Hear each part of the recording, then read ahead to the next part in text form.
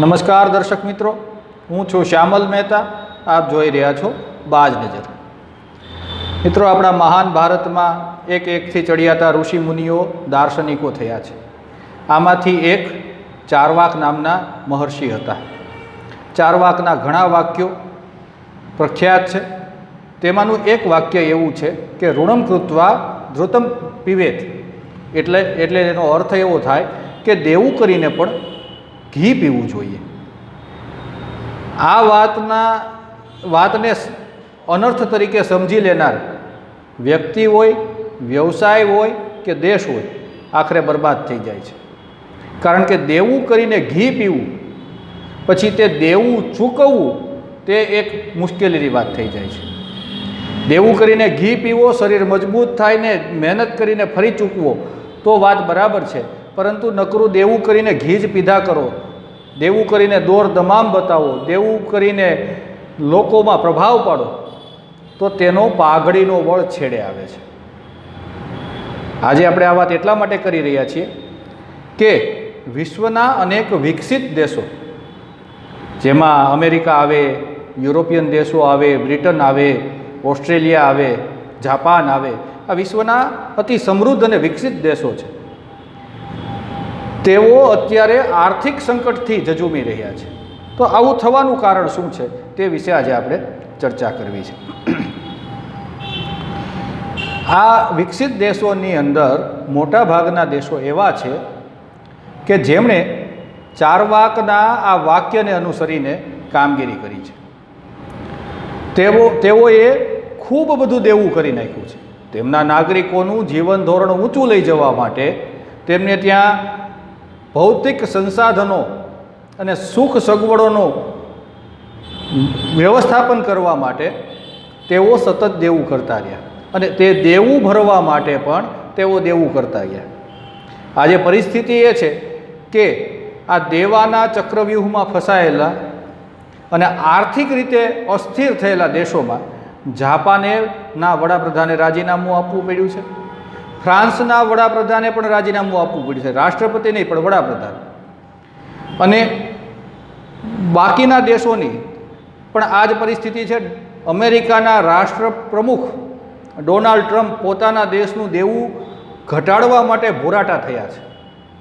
તેઓ અન્ય દેશોને દબાવી તેમની પાસેથી એનકેન પ્રકારે ટેરિફ સ્વરૂપે હોય, પોતાનો માલ વેચીને હોય, કોઈ પણ હિસાબે ત્યાંથી ડોલર મેળવી અને પોતાના દેવાને ઘટાડવા માગે છે. કારણ કે આ દેવાના કારણે તેમની આર્થિક સ્થિતિ ડામાડોળ થઈ છે અને તે લોકોએ એક જીવન ધોરણ બનાવ્યું છે. આ આર્થિક સ્થિતિ ડામાડોળ થવાને કારણે તે જીવન ધોરણની સ્થિતિ બગડી શકે તેમ છે. તેમનું મહાસત્તા પદ જોખમમાં છે. આ જ સ્થિતિ ઇંગ્લેન્ડની છે. ઇંગ્લેન્ડમાં પણ ખૂબ ઘણી બધી સમસ્યાઓ, બેકારીની, મોંઘવારીની સમસ્યાઓ ઉત્પન્ન થઈ છે. તેનું એકમાત્ર કારણ આ દેવું કરીને દમામ બતાવવાની જે વાત હતી, મોટા મોટા સંરક્ષણ ખર્ચાઓ, ત્યાંના નાગરિકોનું જીવન ધોરણ એટલું ઊંચું થઈ ગયું છે કે ત્યાંથી તેઓને પરત નીચે લાવવા તે ખૂબ મુશ્કેલી ભરેલી વાત છે. અને એના કારણે આજે પરિસ્થિતિ એ નિર્માણ પામી છે કે ત્યાંના નાગરિકો કોઈ નાનું કામ કરવા તૈયાર નથી અને ઓછા પૈસે કામ કરવા તૈયાર નથી. આ બંને વસ્તુ થઈ છે. નાનું કામ કરવા તો તૈયાર થાય કદાચ, પરંતુ ઓછા પૈસે કોઈ કામ કરવા તેઓ તૈયાર નથી. તો પરિસ્થિતિ એવી નિર્માણ થઈ કે ત્યાં ઓછા પૈસે કામ કરનાર એક વર્ગની ઘટ પડી. યુરોપિયન દેશોમાં, અમેરિકામાં, કેનેડામાં ત્યાં એક પ્રકારના માણસોની ઘટ પડી. એટલે ભારત, પાકિસ્તાન, બાંગ્લાદેશ, શ્રીલંકા આવા જે વિકાસશીલ દેશો છે અને ત્યાંથી કંઈક કરી છૂટવા, કંઈક પૈસા કમાવવા, કંઈક સુખ સમૃદ્ધિની શોધમાં થનગનતા યુવાનો તે દેશોમાં પહોંચી ગયા. ત્યાં પહોંચીને તેઓ ઓછા પૈસે કામ કરવા લાગ્યા. એટલે તેઓ થોડો પૈસો પોતાના વતનમાં મોકલવા લાગ્યા. હવે પરિસ્થિતિ એ થઈ કે વિદેશથી આવેલા આ લોકો જે સસ્તા ભાવે કામ કરી રહ્યા છે, તેના કારણે જે તે દેશ, વિકસિત દેશની અંદર ત્યાંના સ્થાનિક લોકોમાં બેરોજગારીની સમસ્યા વધી. હવે આ બધાને કારણે ત્યાં અસંતોષ થવા લાગ્યા છે. જાપાનના વડાપ્રધાનનું રાજીનામું પણ આ જ સ્થિતિનું આ છે. ઓસ્ટ્રેલિયામાં તાજેતરમાં વિદેશી નાગરિકોના ઓસ્ટ્રેલિયા પર પ્રતિબંધ વિરુદ્ધ ખૂબ મોટું આંદોલન થયું. ફ્રાન્સની અંદર જે તોફાનો ફાટી નીકળ્યા અને અમેરિકાની અંદર છાશવારે એવી ઘટનાઓ બનતી જાય છે કે કોઈ પણ વિદેશી નાગરિકને ગોળી મારી દેવામાં આવે છે. આ બધાની પાછળ એક અસંતોષ છે સ્થાનિક નાગરિકોમાં, કારણ કે તેમને કામ નથી મળી રહ્યું, તેમને મોંઘવારી નડી રહી છે. આની પાછળનું એક આર્થિક ગોઠવણ જે તે સરકારોની, વિકસિત દેશોની આર્થિક ગોઠવણ જવાબદાર છે. આજે આપણે અહીંયાથી ભારતમાંથી કે કોઈ અન્ય દેશોમાંથી આવા વિકસિત દેશોની અંદર કોઈ વ્યક્તિ જાય અને ત્યાંથી પરત આવે ત્યારે તેમની વાત સાંભળજો. તેઓ તેમના વખાણ કરતા થાકશે નહીં. ત્યાં આટલી સુવિધા છે, ત્યાં આવા સરસ રોડ છે, ત્યાં આવી આરોગ્યની સારી સુવિધા છે.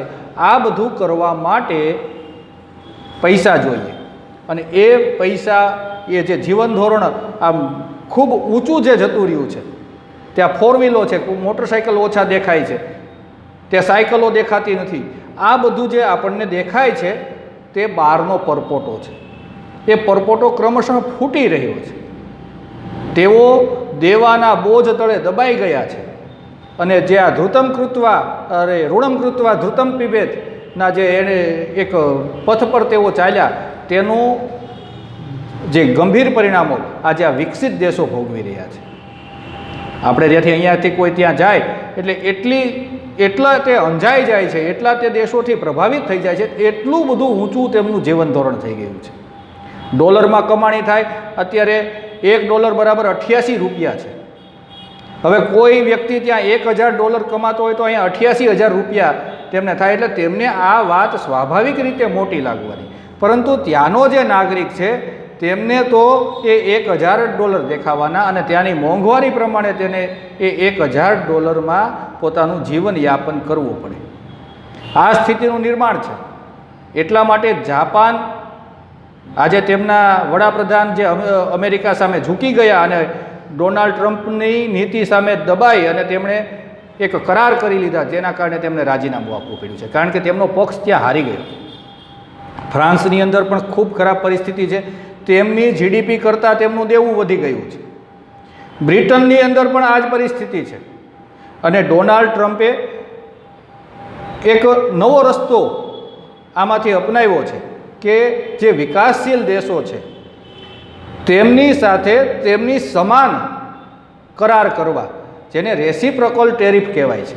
હવે $1 બરાબર 88 રૂપિયા છે તો રેસિપ્રોકલ ટેરિફ ના ચાલે, કારણ કે અહીંયાથી જે વસ્તુ જાય છે તે તેમને સસ્તી જ મળવાની છે. એટલે તે લોકોએ તે વસ્તુનો ભાવ તેનો ટેરિફ નીચે રાખવો પડે. આપણને અમેરિકાથી આવેલી વસ્તુ, ડોલરમાં બનેલી વસ્તુ રૂપિયામાં ખૂબ મોંઘી પડવાની છે, એટલે આપણો ટેરિફ બરાબર છે.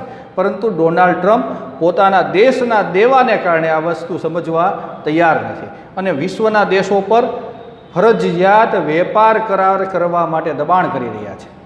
ભારત આ એકલું આમાં નથી. તેમણે વિશ્વના લગભગ મોટા ભાગના તમામ દેશો પર ટેરિફ નાખી દીધા છે અને તેનું એકમાત્ર કારણ આ તેમનું વધી રહેલું દેવું છે.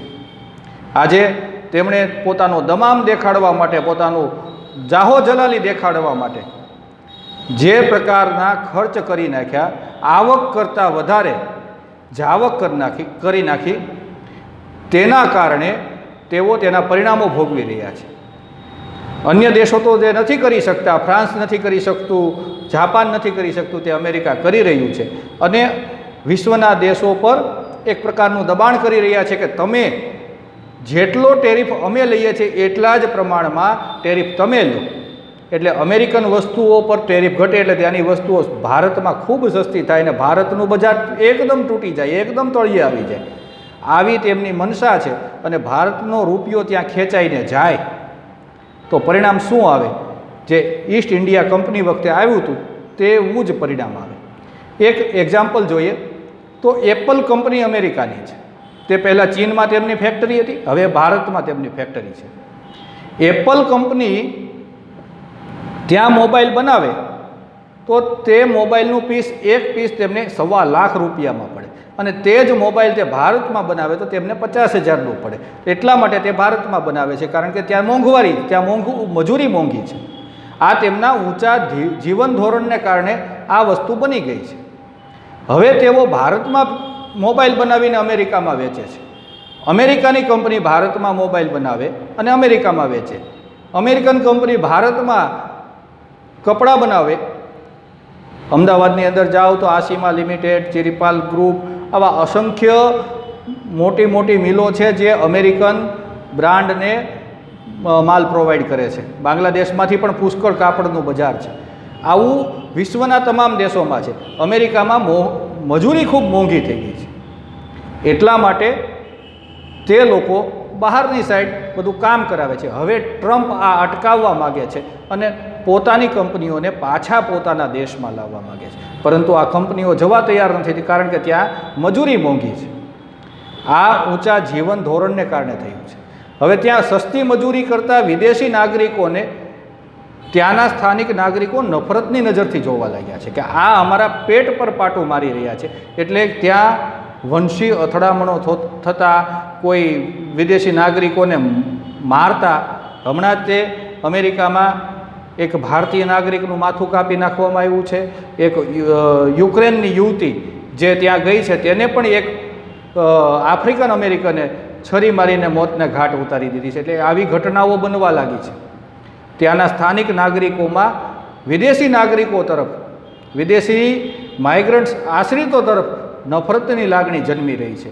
આવું કોઈ પણ જગ્યાએ શક્ય છે. આપણે અહીંયા જ રહેતા હોઈએ, ગુજરાતમાં જ રહેતા હોઈએ, અને ગુજરાતના સ્થાનિક લોકોને રોજગારી ન મળે અને બહારથી આવેલા અન્ય રાજ્યના લોકો રોજગારી મેળવે, સસ્તા ભાવે મજૂરી કરે, તો આપણે અહીંયા પણ વિરોધ ઉત્પન્ન થાય છે. તેવું આપણે જોયેલું છે. એટલે વિદેશમાં પણ આ થઈ રહ્યું છે. એટલે તેનું એકમાત્ર મૂળ કારણ છે કે દેવું કરીને જે દમામ બતાવવાની પદ્ધતિ છે તે આજે વિકસિત દેશોને ભારે પડી રહી છે. તેઓ આત્મનિર્ભર નથી, તેઓ પરાધીન બની રહ્યા છે. એટલા માટે તેઓ ભારત જે વિકાસશીલ દેશ છે તેના પર ઘણી બધી નજરો રાખીને બેઠા છે. ઇંગ્લેન્ડ સાથે પણ આપણો વેપાર કરાર થયો છે.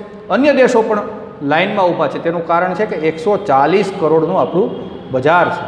એટલે ભારત સરકારે પણ આ બાબતે ખૂબ ધ્યાન રાખવું પડશે, કારણ કે વિશ્વના દરેક દેશનું ધ્યાન ભારતની બજાર ઉપર છે અને વિદેશી માલ અહીંયા ડમ્પ ન થાય અને અહીંયા પણ બેરોજગારી અને મોંઘવારી ફાટી નીકળે, તેના કરતાં ધીમી પણ મક્કમ પ્રગતિ થાય. એક સાથે પ્રગતિ ન થાય ને વિદેશ જેવું અહીંયા કશું ન થાય તો કશો વાંધો નહીં, પરંતુ ધીમી પણ મક્કમ પ્રગતિ અને દેવું કર્યા વગરની પ્રગતિ થાય તે જ ઈચ્છનીય છે. જય હિન્દ, જય ભારત.